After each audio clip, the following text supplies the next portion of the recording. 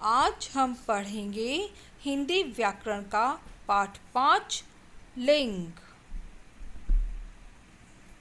इस चित्र को देखिए, लड़का पढ़ रहा है। दूसरे चित्र को देखिए, इसमें लड़की नाच रही है। दोनों में आपको बताया है लड़का और लड़की। लड़का शब्द से पुरुष जाति का बोध होता है, जिसे हम पुल्लिंग कहते हैं।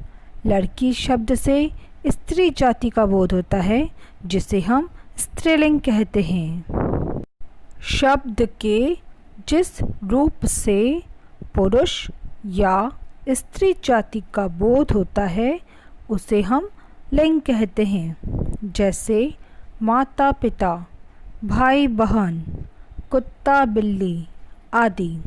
इन शब्दों में माता स्त्रीलिंग है, पिता पुल्लिंग, भाई पुल्लिंग, बहन स्त्रीलिंग, कुत्ता पुल्लिंग, बिल्ली स्त्रीलिंग। इस प्रकार से लिंग के दो भेद होते हैं, पुल्लिंग और स्त्रीलिंग। जिन शब्दों से पुरुष जाति का बोध होता है, उन्हें हम पुल्लिंग कहते हैं। जैसे लड़का, पिताजी, हाथी, घोड़ा, चाचा, मामा आदि। जिन शब्दों से स्त्री जाति का बोध होता है, उन्हें हम स्त्रीलिंग कहते हैं। जैसे माता, बहन, गाय, घोड़ी, बकरी आदि। अभी तक हमने देखा कि लिंग तो बहुत आसान है। जिन शब्दों से स्त्री जाति का बोध होता है वो स्त्रीलिंग, और जिन शब्दों से पुरुष जाति का बोध होता है वो पुल्लिंग। लेकिन ये कब आसान है? जब वे शब्द प्राणीवाचक हो। प्राणीवाचक मतलब लिविंग थिंग्स, जो जीवित है। जीवित जिन शब्दों से हमें जीवित का आभास होता है, तो उनकी पहचान करना आसान होता है। ठीक है, अब जैसे इसमें दिया हुआ है, प्राणीवाचक शब्दों में लिंग की पहचान करना सरल होता है, परंतु अप्राणीवाचक मतलब नॉन लिविंग थिंग्स, जो जिंदा नहीं है, जो निर्जीव है, उन शब्दों में लिंग की पहचान करना कठिन होता है। जैसे कान, बाल पुल्लिंग है। कैसे पता किया आपने कान और बाल पुल्लिंग है? पता चल रहा है कि आपको पढ़ने से? नहीं, हम नहीं पता कर सकते हैं। इसीलिए आपको अप्राणीवाचक शब्दों में लिंग की पहचान करने का एक सरलतम उपाय है वाक्य प्रयोग करके देखना। किसी भी शब्द का लिंग पता करना है तो हमें उसका वाक्य प्रयोग करके देखना चाहिए। जैसे कान, मेरा कान दुख रहा है। अपने बोलते हैं क्या कि मेरा कान दुख रही है? ऐसा बोलते क्या? लड़का बोलेगा तो भी क्या बोलेगा? मेरा कान दुख रहा है। लड़की बोलेगी तब भी क्या बोलेगी? मेरा कान दुख रहा है। इसलिए कान क्या हो गया? पुल्लिंग हो गया। अब बाल शब्द है। बाल शब्द वैसे हम बहुवचन के लिए प्रयोग करते हैं कि मेरे बाल बड़े हो गए हैं, मैंने अपने बाल कटवा लिए हैं। लेकिन अपन को लिंग पता करना है तो उसका एक वचन में प्रयोग करके देखते हैं। ठीक है, जैसे मेरा बाल टूट गया। अपन ऐसा बोलेंगे क्या कि मेरा बाल टूट गई? नहीं बोलते हैं ना। इसीलिए बाल शब्द क्या हो गया? पुल्लिंग हो गया।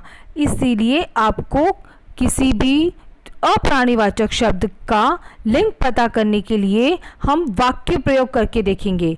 वही उसका आसान तरीका है।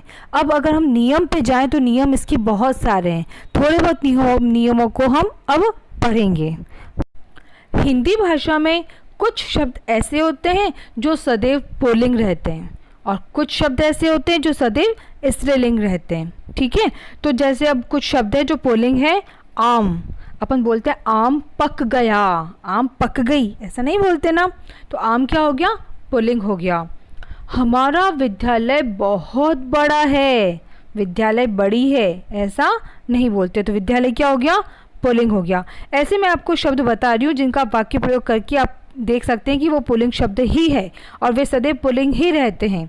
आम, विद्यालय, आगरा, फूल, मच्छर, कीड़ा, खटमल, गुलाब, गेंदा आदि।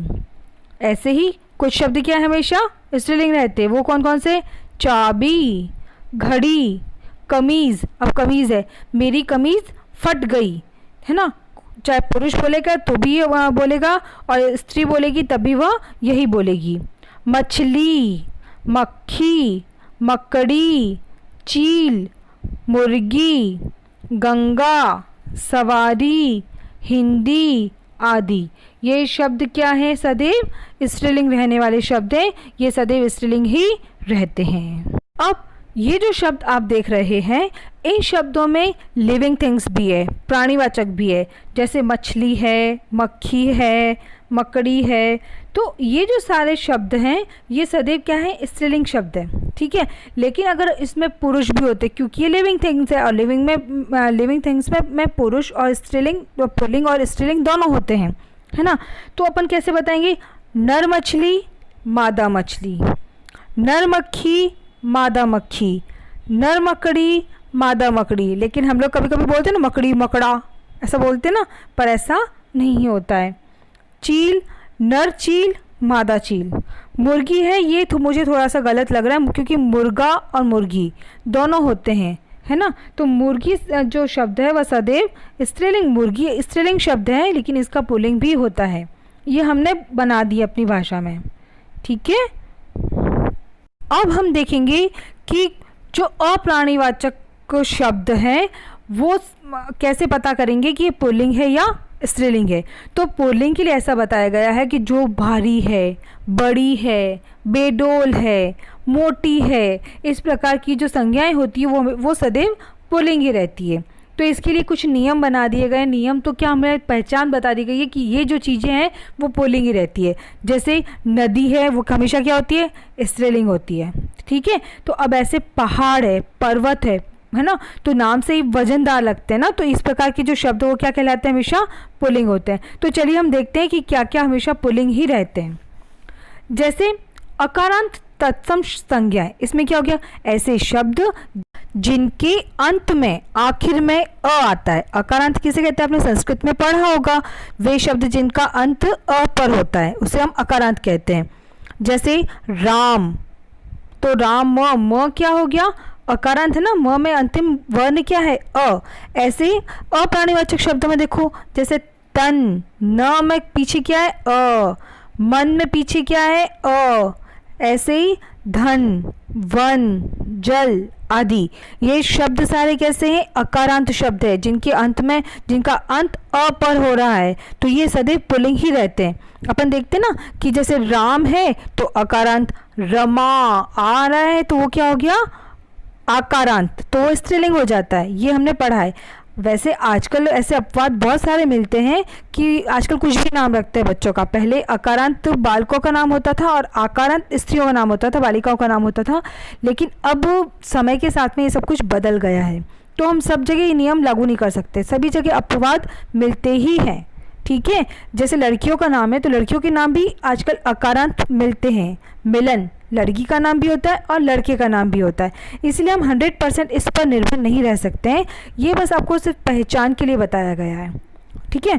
चलिए देखिए आगे, हिंदी की वे संज्ञाएं जो आकारांत है, पुल्लिंग होती है, ठीक है।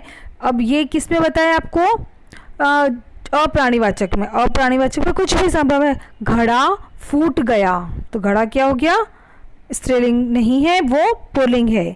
बूढ़ापा, धमाका, ये सब क्या है, पुल्लिंग शब्द है।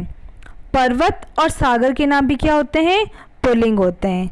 पर्वतों में जैसे हिमालय, कैलाश, विंध्याचल, और सागर कौन कौन से, अरब सागर, प्रशांत महासागर, हिंद महासागर, ये सब क्या है, पुल्लिंग है।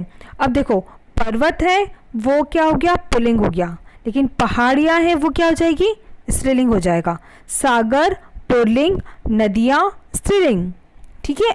चलिए आगे देखिए, देशों के नाम, प्रदेशों के नाम और ग्रहों के नाम भी क्या होता है, हमेशा पुल्लिंग होता है। जैसे भारत, भारत बहुत बड़ा देश है तो वो क्या हो गया, पुल्लिंग हो गया। और ऐसे ग्रह है, ग्रह में सिर्फ पृथ्वी ग्रह को छोड़कर सभी ग्रह क्या होते हैं, पुल्लिंग होते हैं। पृथ्वी स्त्रीलिंग है, ठीक है। आपकी किताब में पृथ्वी पुल्लिंग में दिया गया है, ये गलत है। आप इसको स्त्रीलिंग में कर लेना, क्योंकि अपन बोलते हैं पृथ्वी सूर्य के चारों ओर घूमती है, चक्कर लगाती है, और जो चंद्र है, चंद्रमा है, वह पृथ्वी के चारों ओर घूमता है। ठीक है, तो पृथ्वी के अलावा जो सारे ग्रह हैं वो क्या होते हैं? पुल्लिंग होते हैं। ठीक है, पृथ्वी के अलावा सारे ग्रह क्या होते हैं? पुल्लिंग होते हैं। इसके अलावा पेड़ों और फलों के जो नाम है वो भी पुल्लिंग होते हैं। दिनों और महीनों के नाम भी क्या होते हैं? पुल्लिंग होते हैं। जैसे कल सोमवार था, अप्रैल महीना चल रहा है, तो ये सब क्या हो गया? पुल्लिंग हो गया। तो आप लोगों को ये थोड़ा थोड़ा याद करना पड़ेगा। जैसे अकारांत शब्द है तो ये तो मालूम ही है, इसको हमको याद करने की ज़रूरत नहीं है। आपको याद करना है पर्वत, सागर, देश, प्रदेश, ग्रह, पेड़, फल, दिन, महीना, ये सब हमेशा पुल्लिंग होते हैं। आप बस इतना याद। अब हम देखेंगे स्त्रीलिंग शब्दों की पहचान। इसमें आपको कुछ कुछ याद करना है, सब कुछ आपको इतना दिमाग पे लोड लेने की ज़रूरत नहीं है। जैसे भाषाओं, लिपियों और बोलियों के नाम हमेशा क्या होते हैं? स्त्रीलिंग होते हैं। तिथि के नाम जैसे प्रथमा, द्वितीया, तृतीया, ये सब क्या कहलाती है? तिथि कहलाती है। जो तिथि है वो भी किस में आएगी? स्त्रीलिंग में आएगी। अब आप देखो अच्छे से, जो दिन होता है वो पुल्लिंग होता है और जो तिथि होती है वो स्त्रीलिंग होती है। नदियों के नाम स्त्रीलिंग होंगे, झीलों के नाम स्त्रीलिंग होंगे। शरीर के अंग हैं तो शरीर के कुछ अंग स्त्रीलिंग होते हैं और कुछ अंग पुल्लिंग होते हैं। तो वाक्य प्रयोग करके हम स्त्रीलिंग और पुल्लिंग का इसमें पता करते हैं। और बाकी तो ये अकारांत है तो अकारांत हमेशा पुल्लिंग होता है। मैं हमेशा नहीं बोलूँगी, अधिकांश बोलूँगी। ठीक है, इसके अलावा ईकारांत, उकारांत, ये हमेशा क्या होते हैं? स्त्रीलिंग होते हैं। सभी शब्दों का वाक्य प्रयोग करके आप पता कर सकते हैं स्त्रीलिंग और पुल्लिंग शब्दों का। ज़्यादा आपको नियमों में पढ़ने की आवश्यकता नहीं है। अब हम देखेंगे शब्दों का लिंग परिवर्तन। ये आपको पढ़ना है, बहुत सिंपल है। जैसे चाचा, चाची, देव, देवी, दादा, दादी, मामा, मामी, लोटा, लुटिया, कुत्ता, कुतिया, बुढ़ा, बुढ़िया, चूहा, चूहिया। ठीक है, तो ये सारे आप स्वयं पढ़ें। अगर कोई दिक्कत आए तो आप मुझसे पूछ। आपके इसमें एक लास्ट पॉइंट दिया हुआ है 11 पर कि कुछ शब्द बिल्कुल अलग होते हैं, है ना? पुल्लिंग बिल्कुल अलग होता है और स्त्रीलिंग बिल्कुल अलग होता है। लेकिन आप इसमें देखेंगे ज़्यादातर ये कैसे है? प्राणीवाचक है, लिविंग थिंग्स है। तो उसमें भी आपको ज़्यादा कुछ याद करने की ज़रूरत नहीं है। जैसे पिता, माता, वर, वधू, नर, मादा, भाई, बहन। ठीक है, बैल, गाय, आदमी, औरत, विद्वान, विदुषी। तो ये भी आप आराम से समझ सकते हैं। ठीक है, इसके साथ हमारा पाठ ये समाप्त होता है।